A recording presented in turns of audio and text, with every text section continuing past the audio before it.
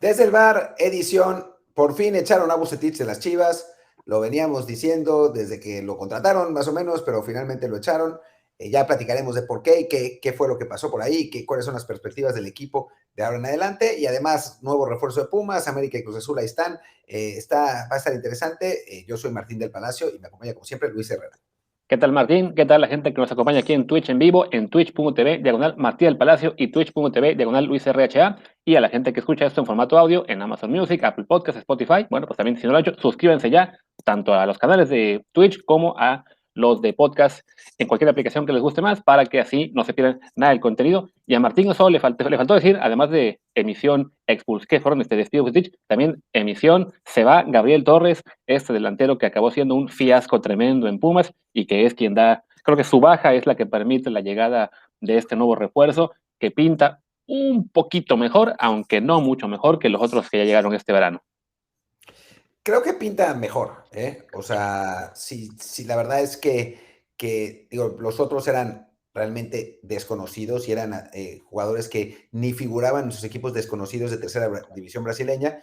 Este por lo menos sí era la figura de su equipo en Uruguay, ¿no? Un equipo que anda relativamente bien en Uruguay. No es un muerto. Me eché un video largo de highlights que me pasaron y también otros highlights que estaban por ahí en YouTube.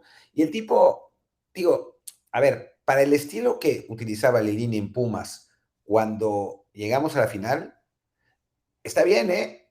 O sea, esos pelotazos largos al área, pues el tipo mide 1.95, juega bien de espaldas al marco, baja bien el balón. O sea, para eso sí sirve. Ahora, ya después, para ver si hace muchos goles, si realmente da un salto de calidad, pues es otra cosa, ¿no? Si funciona, sabemos que en dos temporadas lo vamos a ver en Tigres. Si no funciona, pues se regresará sin pena ni gloria al fútbol uruguayo.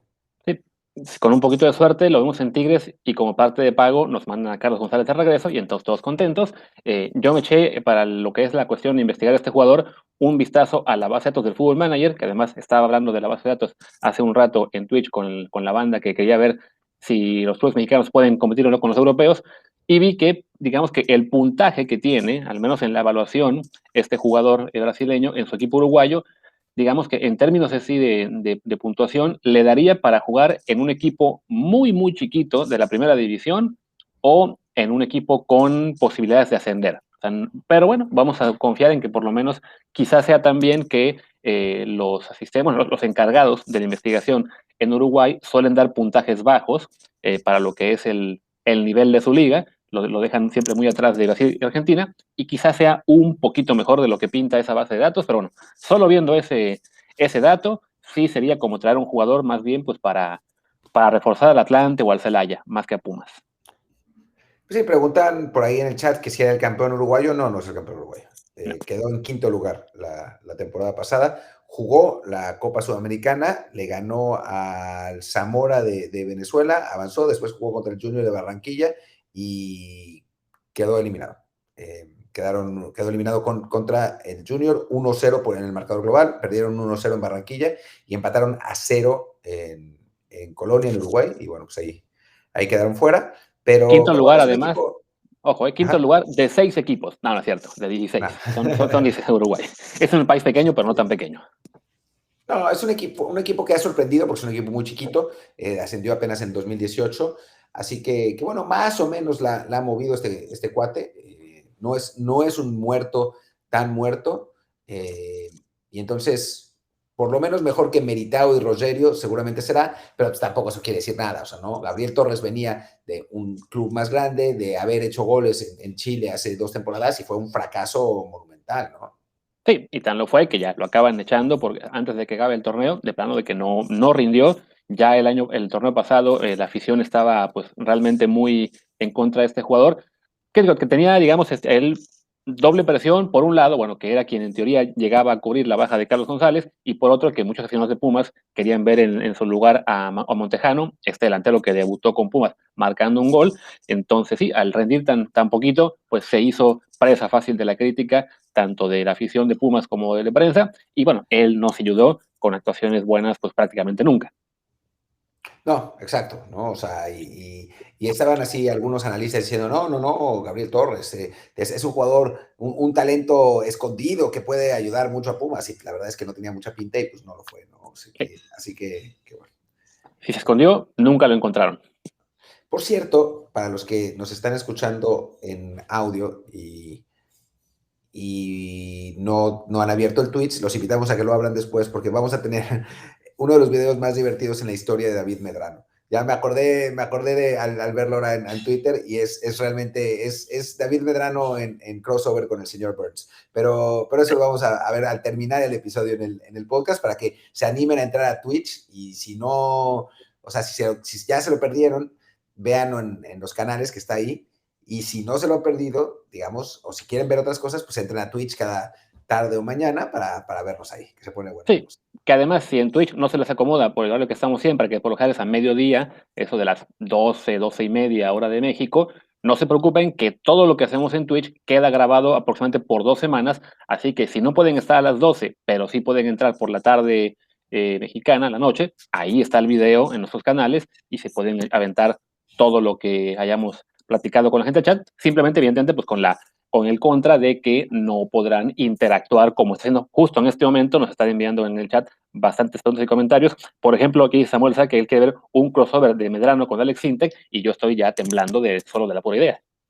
Y yo estoy dispuesto a editar ese video. Pero dice WhatsApp que él aplica esa, la de ver el Twitch más tarde. Sí, hay varios que me dicen que lo ven Sí, más tarde. pero es que Yo, imagínate que iba a obvio, de decir, hecho, ajá. imagínate Medrano aplicando la de ¿qué? Póngale lo divertido, quítale lo aburrido, es puro tomate. No, o sea, con la voz de Medrano. Por Dios, por Dios. Por cierto, ya no me acuerdo qué iba a decir. Iba a decir algo, pero ya se murió. Bueno, podemos hablar de Vucetich. Ya hablamos un poco del refuerzo de Pumas. Es que no hay mucho más que decir. O sea, No. simplemente, a ver, para los que le van a Pumas o los que les gusta la Liga MX, es un tipo, eso, que mide 1,95, que juega bien de espaldas al marco, que no es tan tronco con el balón, o sea, por lo menos no parece. Digo, no es maravilloso, pero para la altura la verdad es que controla bien y desahoga bien, a veces se tira por banda, es obviamente un buen rematador de cabeza y va a cumplir en Pumas la función que hacía Carlos González, ¿no? De acompañar a Dineno y tratar de bajarle esas pelotas, ¿no? Para que Dineno la resuelva. Carlos González es evidentemente un mejor jugador, o sea, tiene toda la pinta de mejor jugador. Pero bueno, este es un cuate de 24 años también, que su carrera ha ido en ascenso. Llegó, curiosamente, de la segunda división de Brasil a Uruguay, pero, pero bueno, en Uruguay se ha ido consolidando y se ve que algo de potencial tiene, ¿no? No es maravilloso, pero algo hay ahí.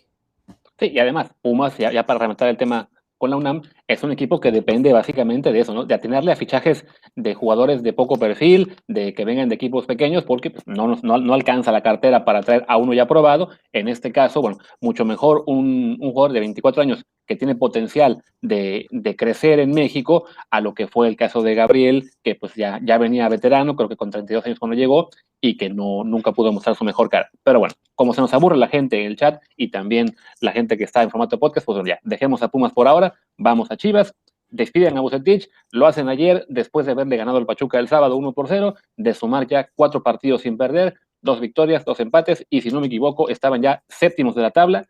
Pues la verdad es que es un timing extrañísimo para el despido, ¿no? Es un timing extraño, realmente.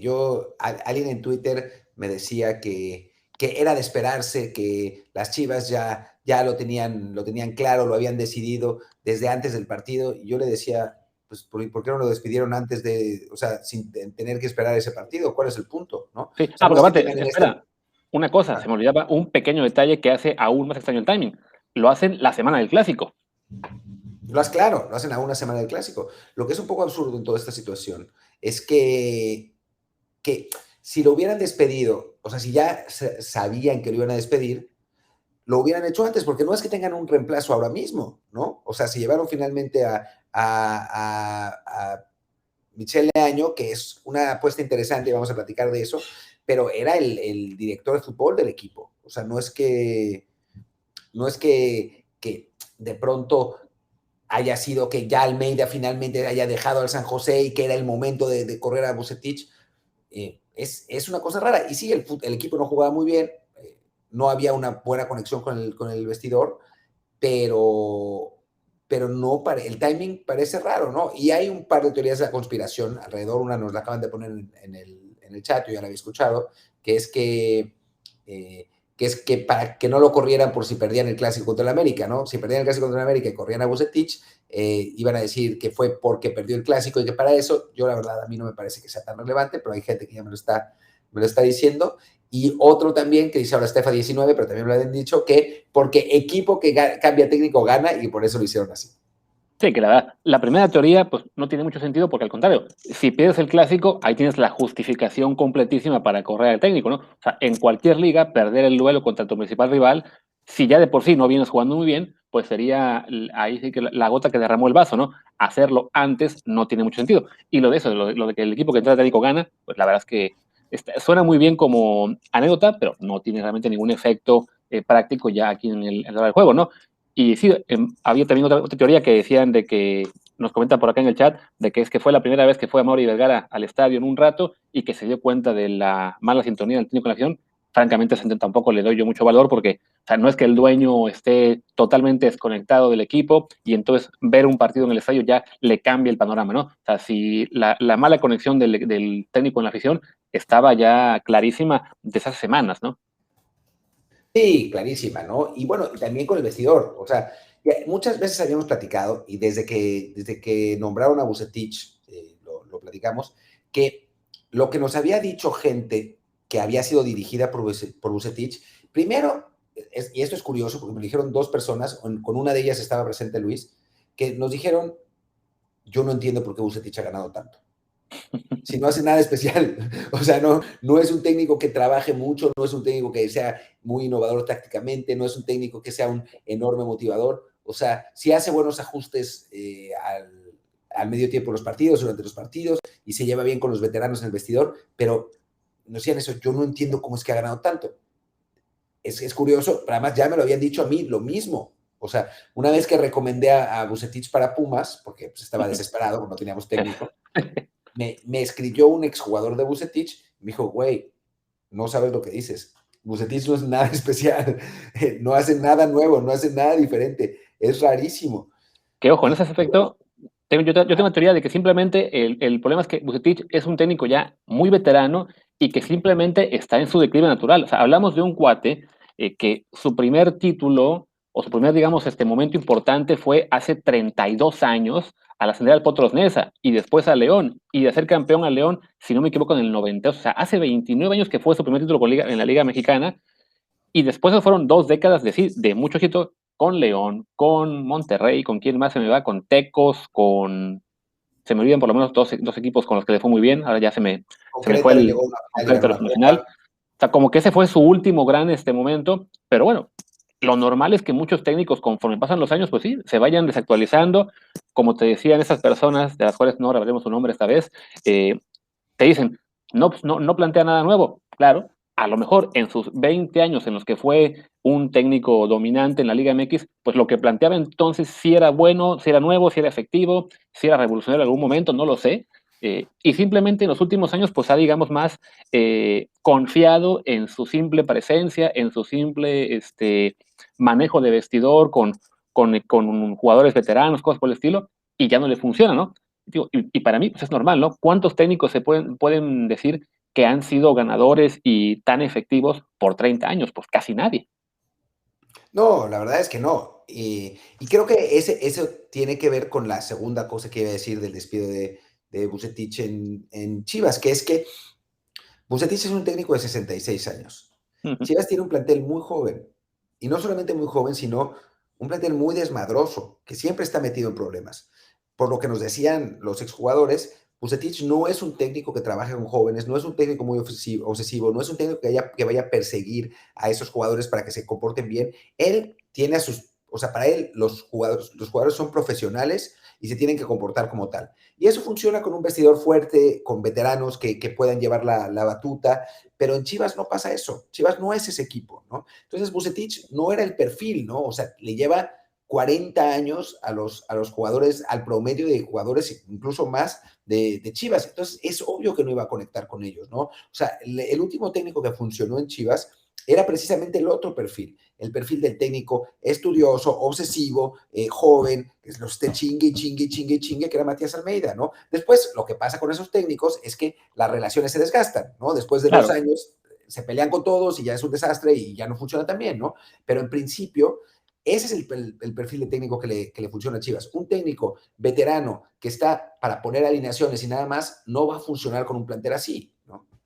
Sí, y bueno, y también reaccionando a la teoría de que simplemente pues, unos técnicos, digamos que sí, van envejeciendo y van perdiendo la conexión con los jugadores, van, digamos, siendo superados por otros técnicos más jóvenes, con nuevos aprendizajes, con nuevos, no sé, elementos de técnica, de táctica, de tecnología, ya en los casos más recientes. Alguien me puso en el chat que solo Nacho Treyes fue exitoso por 30 años y en cierta forma sí, fue campeón por primera vez en la Liga Mexicana en el 53, no miento, en 54, en la primera división, con el Marte, y su último título fue con Cruz Azul en el 80, pero Nacho Treyes siguió dirigiendo en primera 11 años más, hasta que ya lo dejaron de contratar, y es eso, ¿no? De que pues, a todos se les va acabando un poco pues, esa vigencia. En el fútbol de antes, evidentemente, pues era mucho menos complejo de lo que es ahora y algunos técnicos duraron más tiempo, pero sí, era lógico pensar en que un técnico como Vucetich y algunos más de su camada, pues sí, ya están llegando, digamos que a su fecha de expiración,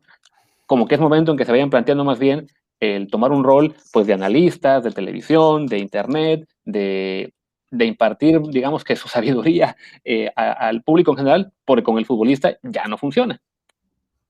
No, realmente no. Hay algunos que sí, ¿no? Pero tienen que tener una personalidad, pues como Bielsa, ¿no? Que es el mejor ejemplo de un técnico que lleva años y años y funciona así, pero bueno, el nivel de obsesividad de Marcelo Bielsa y de locura es pues prácticamente imposible de conseguir, ¿no? El propio Mourinho, que es otro obsesivo loco, no, ya no tiene el éxito que tenía antes, ¿no? O Uh sea, -huh. hace rato que sus equipos no juegan como antes, ¿no? Había arrancado ahora bien con la Roma, ya perdió su primer partido.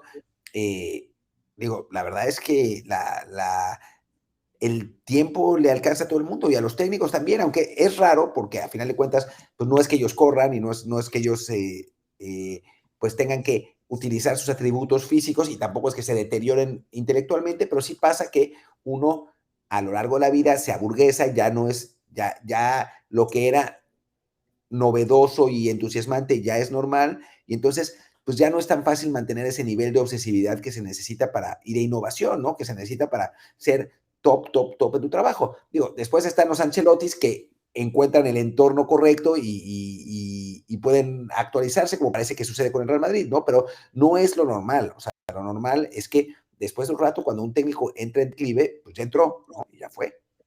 Sí, y bueno, y eso le sumas de que claramente en Chivas, pues ahí había ya, ¿cómo se diría? Voces discordantes, voces que querían la salida de Butic. Peláez creo que era en ese momento el que más lo defendía, pero ya perdió la batalla. Y bueno, por lo que yo pude ver, una de las voces pues, más fuertes contra Butic es precisamente quien se acabó quedando con el puesto, por ahora al menos. Sí, que es Marcelo Michel Leaño, Ya.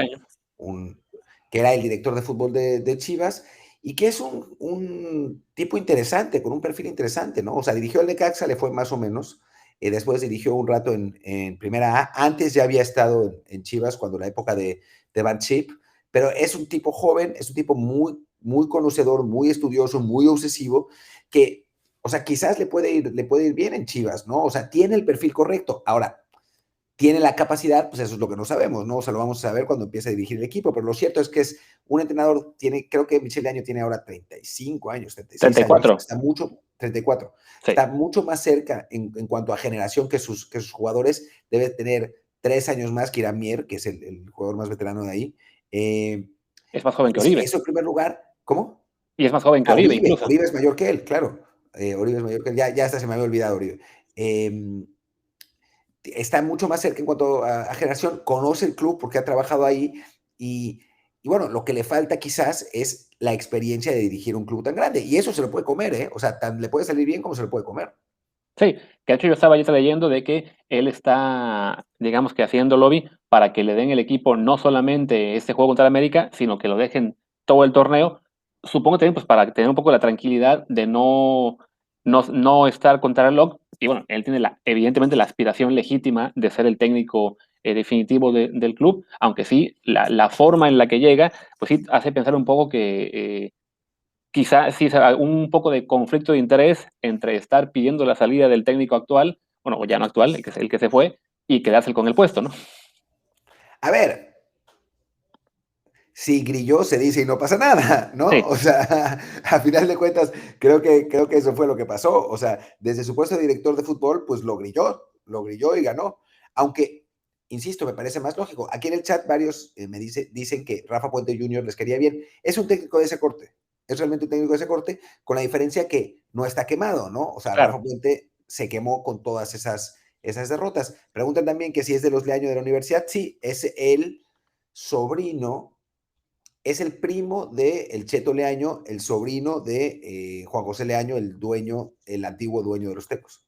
Sí, sí, también ponen por aquí, ¿no?, que es compa de Amaury, pues me imagino que no son muy distantes en cuanto a generación, no recuerdo ahora mismo la edad de Amaury Vergara, eh, y como decían Por lo ahí. de Rafa Puente, pues sí, el caso de Puente, él ya está quemadísimo, creo que le va a costar mucho recibir otra oportunidad en primera. El caso de Leaño, él solamente tuvo la de Necaxa, antes de eso estuvo en Venados, en Coras de Tepic y en Zacatepec. En particular me recordaban algunos hace rato aquí en la ventana del chat que Zacatepec le fue muy bien, incluso aquí me ponen que fue 2 veces tercer lugar general, entrando a liguillas, incluso en Copa MX le ganó a equipos de primera división, a Tigres, a Pachuca, a Necaxa, a León. Así recordé incluso que llegaron a una semi entre Toluca, ese partido sí me acuerdo, que fue en el Coruco, y ahora con Necaxa, bueno, tiene su primera, bueno, tuvo su primera oportunidad con Necaxa, tiene como palmarés pues que ganó una Supercopa, que creo que ni les tocaba jugarla, pero la ganaron, y ya bueno, ahora, su paso fue relativamente corto, por lo que veo solamente un año, pero bueno, le alcanza ahora para tomar a Chivas. Y si nos vamos a lo que es el historial de equipos grandes por el mundo, que de repente le dan el puesto a un técnico joven, pues a veces funciona, ¿no? No siempre va a ser así, pero no está mal que Chivas, en ese caso, pues se arriesgue con un perfil diferente, ¿no? Que deje de estar buscando el simplemente traer un técnico con nombre, con reputación, con trayectoria amplia, para tener a su afición contenta, cuando pues se está viendo que ese perfil de veterano con algún éxito en su palmarés ya no funciona, ¿no? Hace falta quizás eso, ¿no? Un técnico más joven que conecte con la plantilla actual, que entienda un poco mejor lo que están viviendo los jugadores del primer equipo y quizá así sacar un mayor jugo a esa plantilla, que de todos modos hay que decir, ahora mismo en la tabla no está muy lejos de lo que yo veo como su máximo. No, la verdad es que no, está séptimo general. Para mí, en cuanto a plantel, está por ahí, sexto, séptimo total. Lo que pasa es que no está jugando bien y muy de rebote está séptimo, ¿no? O sea, no es que el equipo haya merecido realmente ese lugar. Por eso también nos parecía raro lo del timing de Vucetich, ¿no? Porque si el equipo no estaba jugando bien, pues era como para echarlo antes, ¿no? No después de que ha ganado 7 de sus últimos 9 partidos. No tiene mucho sentido. Sí, de hecho, corrijo, está técnicamente noveno, pero empatado con San Luis, Cruz Azul y Tigres en el sexto general. O sea, todos tienen 13 puntos, simplemente Chivas es el que tiene ahora menos diferencia de goles, pero bueno, o sea, está en zona de repesca y literalmente a 2 puntitos de colarse directo a liguilla, ¿no? O sea, mucho más que eso, la verdad es que este plantel no da, ¿no? O sea, si quedara entre tercero y cuarto, también tiene que ver un poco pues las fallas de los rivales más fuertes, no solamente que digas, que estas Chivas sí están para ser campeones o algo así, no, por plantel no. Ya los resultados, o sea, a lo mejor la forma de juego no era la que todos quisieran, pero tiene una razón de ser, que no, que Pusetich también era consciente un poco de las limitaciones que tenía. Sí, dicen por aquí en los comentarios que en el Zacatepec parecía el Barcelona del sextete. Digo, no sé si es un poco una exageración, pero bueno, hacer jugar bien al Zacatepec ya es algo. Creo que pregunta por aquí Chile Bruto, ¿cuántos partidos ganados creen que ocupa para que se quede? Creo que es una pregunta interesante y me parece que no va a tener que ver tanto con los partidos ganados, sino con cómo juega el equipo, ¿no? O sea, si la afición está contenta, si el equipo llega a liguilla y pierde en cuartos de final, porque me parece que no da para más, pero pierde en cuartos de final, pero jugando bien y jugando ofensivo y con Vega haciendo goles cuando regrese y con Antuna pues siendo un poco más regular y con el equipo atacando más, creo que se va a quedar, ¿no? Siempre y cuando no esté ya firmado Almeida, ¿no? Que esa es la otra, ¿no? Que la especulación es que Almeida ya está firmado y que simplemente están esperando que se le acabe el contrato con San José, ¿no? Que acabe la temporada del MLS, porque además Almeida en San José le ha ido de la patada. Sí, que bueno, podemos incluso dar, ¿por qué no?, un poco del caso Almeida. Yo lo estuve debatiendo un largo rato más temprano con la gente, con los fans de Chivas aquí en el canal de Twitch, que le decía, a ver, sí, lo de Almeida tuvo mucho mérito haber hecho campeón a Chivas, no hace falta menospreciar el hecho de que fueran campeones de Liga y Copa al mismo torneo, pero hay que evitar el caer en el romanticismo exagerado respecto a la era de Almeida. Con todo el mérito que tuvo haber ganado la Liga, la Copa, en total creo que fueron 5 trofeos, aunque los demás francamente no son tan importantes, que no se olvide que, bueno, la Liga la ganó con un montón de empates, la Copa la ganó hasta el Veracruz en su momento, y después de ganar la liga, el equipo se le fue para abajo como por 3 torneos. O sea, no fue una despedida de improviso, sino porque ya el equipo no le respondía. Y así como, por ejemplo, en Pumas, no nos vamos a enamorar de la idea de que regrese Hugo Sánchez por el bicampeonato que consiguió hace casi 20 años, porque decimos, ok, pues muy padre que lo haya conseguido, pero no me hago ilusiones de que vaya a levantar de nuevo el equipo como en aquella época. O sea, eran circunstancias muy particulares las que tuvimos en 2004, pues también los fans de Chivas tendrían que ser más conscientes de que las circunstancias del plantel y de la liga en general hoy no están ni cerca de ser lo que eran hace 4 años.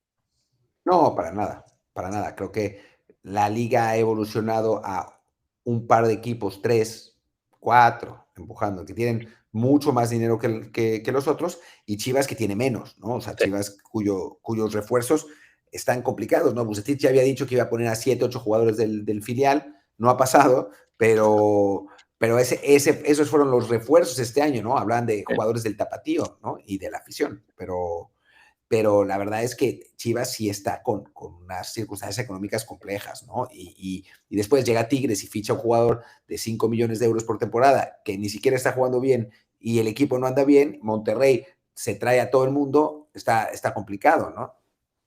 Sí, así es.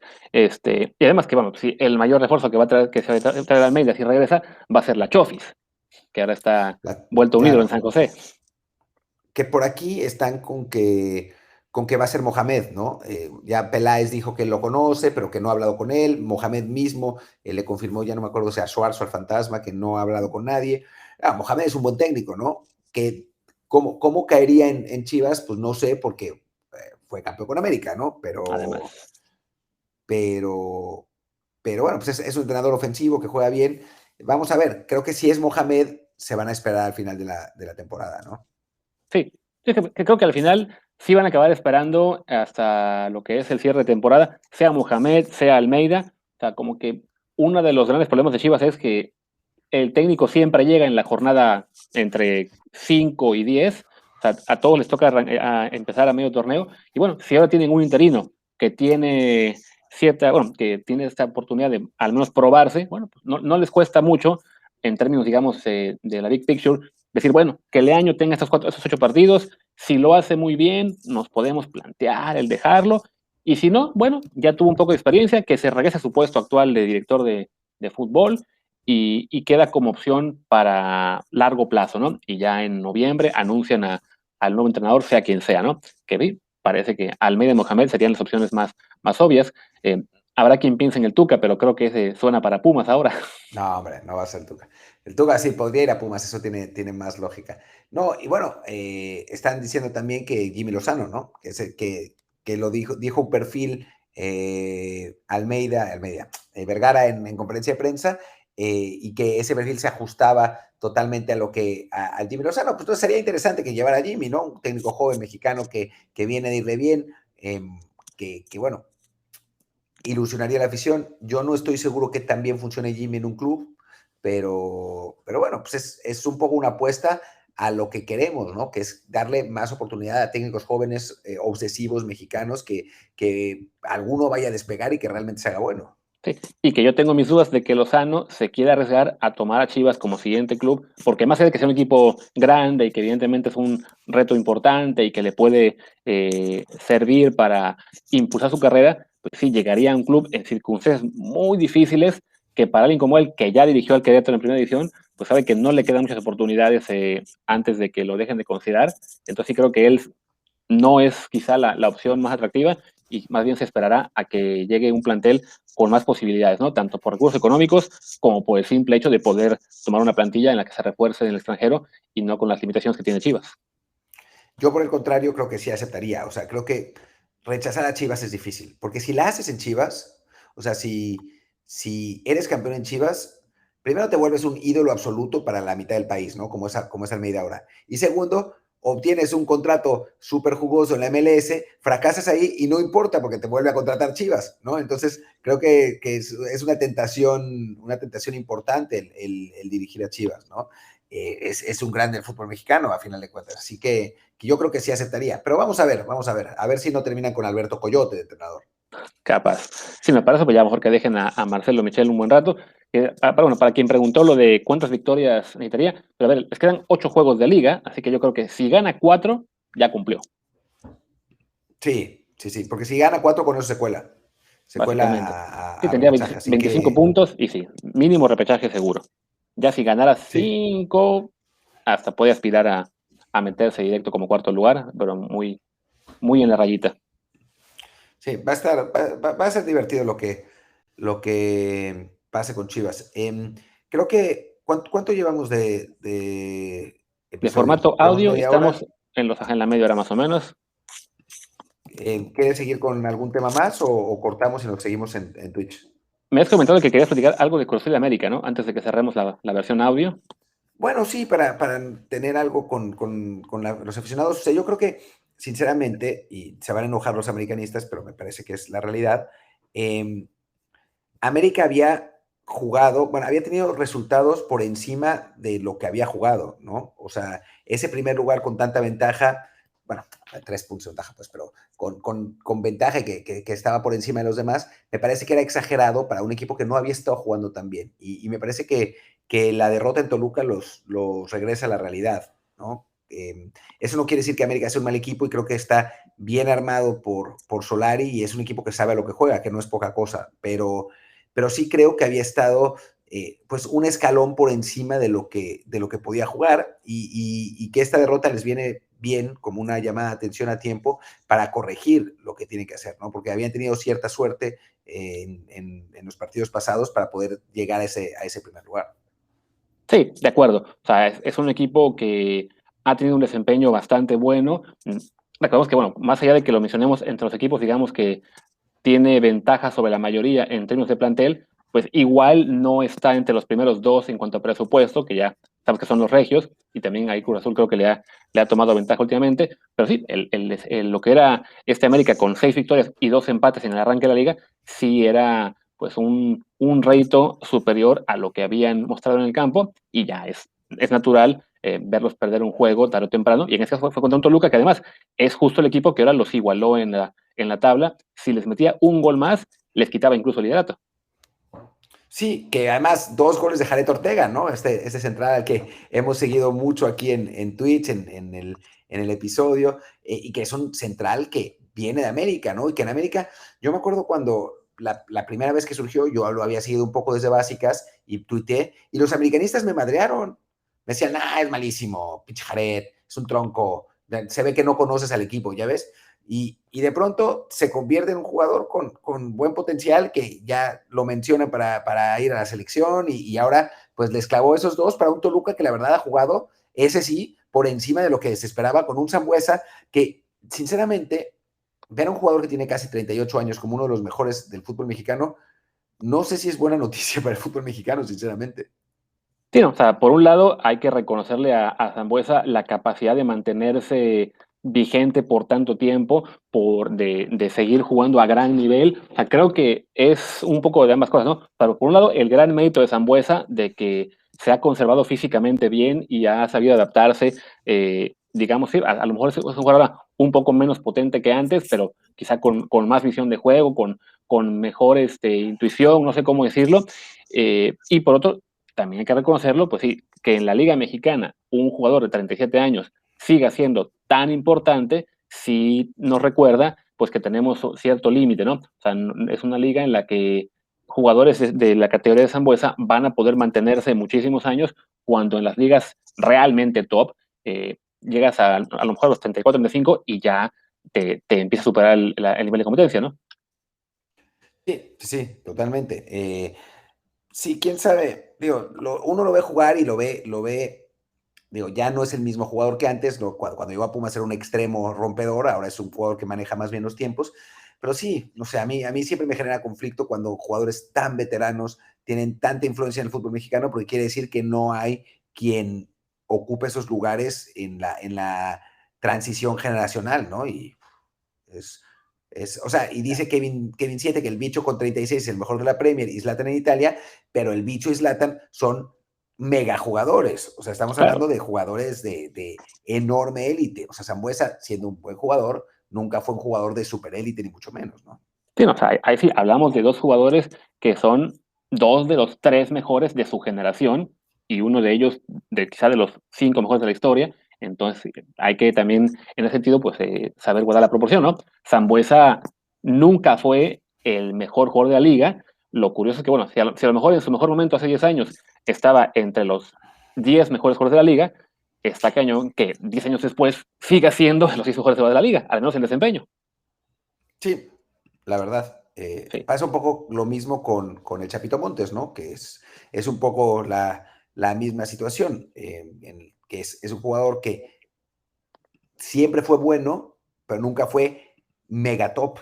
Y sigue siendo bueno, ¿no? O sea, sigue siendo un jugador que funciona muy bien en la liga y que cuando no está, su equipo lo padece. Entonces, pues sí, digo, creo que esta temporada quizás no ha tenido tanto impacto el Chapito, pero de cualquier modo es un jugador que a los 37 años siguió pues siendo muy importante en su equipo. Y digo, pasando a Cruz Azul, para no dejar el Sí. tema antes de despedir la versión audio, pues Cruz Azul vuelve a la victoria, no ha arrancado bien la temporada, la verdad, pero era de esperarse, la mayor parte de sus jugadores no tuvieron vacaciones, hay cansancio, esta vez hubo más rotación en el equipo y la verdad es bueno, contra un Querétaro que pues, no es uno de los mejores equipos del fútbol mexicano, es penúltimo general, creo que Cruz Azul se vio razonablemente bien y ahí va para adelante, ¿no? Yo no los descartaría para nada para intentar el bicampeonato. Sí, creo que el Cruz Azul, de entrada, pues lo que pasó la última semana, sobre todo lo que fue la Conca Champions, la forma en que pierden siendo superados ampliamente por Monterrey, eh, habla, sí, fue un reflejo de lo que ha sido un comienzo complicado de la liga para ellos y también de lo que es la desmemoria y la esquizofrenia que tiene buena parte de la afición de la máquina, que después de quitarse esa losa de 23 años sin ser campeones, pues ahora ya hay quien empieza a decir que Reynoso simplemente fue campeón porque Siboldi le dejó hecho el equipo, hay quien ya le mienta la madre a Orbelín o a Luis Romo. A ver, son jugadores que rindieron a gran nivel, después les tocó irse a uno Copa Oro, a otros Juegos Olímpicos, que han tenido muy poco tiempo de descanso, que incluso para el equipo, digamos que esa adrenalina que traían de buscar el título, es normal que haya cierto bajón, ¿no? O sea, y más en el caso de los jugadores que tuvieron que seguir compitiendo, sea Copa América, sea Copa Oro, sea Juegos Olímpicos, pues en cierto momento les tenía que llegar esa baja de juego, les llegó ahora, ya les costó quedar fuera de Conca Champions, también les tocó que les apareciera por fin una versión de Monterrey mucho más cercana a lo que su plantel promete, pero eso no quita que la máquina sigue siendo un equipo contendiente, están séptimos generales, o sea, ahí sí, están en ese empate con San Luis, Tigres y Chivas, apenas a un punto de Monterrey, a dos de León, a tres del Atlas. O sea, cuando el tercero general de la liga es el Atlas, sabes que todavía queda mucho margen de mejora y puedes claramente seguir compitiendo por el título, ¿no?